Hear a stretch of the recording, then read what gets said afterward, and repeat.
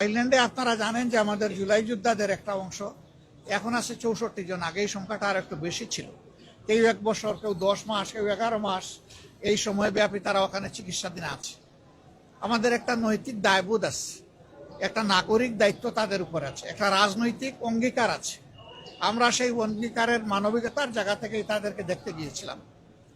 আসলে তাদেরকে এখনো দেখলে খুবই খারাপ লাগে।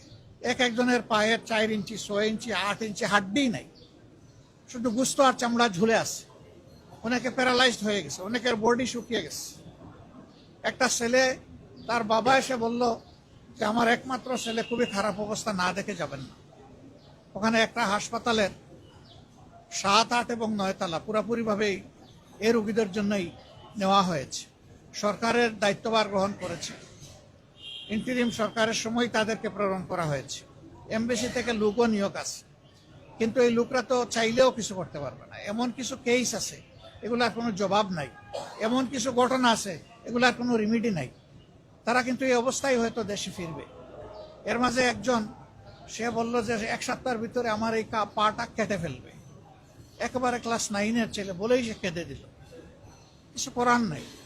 আমরা তাদেরকে শুধু সান্ত্বনা দিতে গিয়েছিলাম, তাদের কষ্ট আমরা ভাগাভাগি করতে গিয়েছিলাম, তাদেরকে এবং তাদের আত্মীয় স্বজনকে আমরা সান্ত্বনা দিতে গিয়েছিলাম। আমরা মনে করি রাষ্ট্রের অনেক দায় আছে, তাদের চিকিৎসা এবং পরবর্তী পর্যায়ে তাদের কাউন্সিলিংয়ের জন্য সরকারকে উদ্যোগ নিতে হবে, সাইকোথেরাপি দিতে হবে। শুধু যে আহত হয়েছে তাকে না, গোটা পরিবার ট্রমাটাইজড, গোটা পরিবারকেই সাইকোথেরাপি দেওয়া লাগে। অনেকে এখনো ঘুমাইতে পারে না, সারা রাত সারাদিন সজাগ, ছটফট করে বিছনার মধ্যে।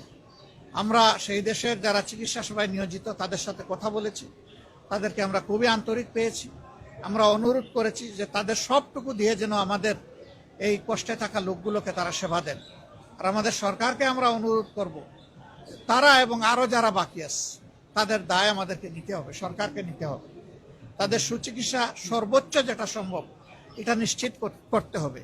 3টা কেস আছে, এটা ব্যাংককে চিকিৎসা হবে না, তাদেরকে অন্য দেশে পাঠাতে হবে, ওখানে ওই চিকিৎসা নাই।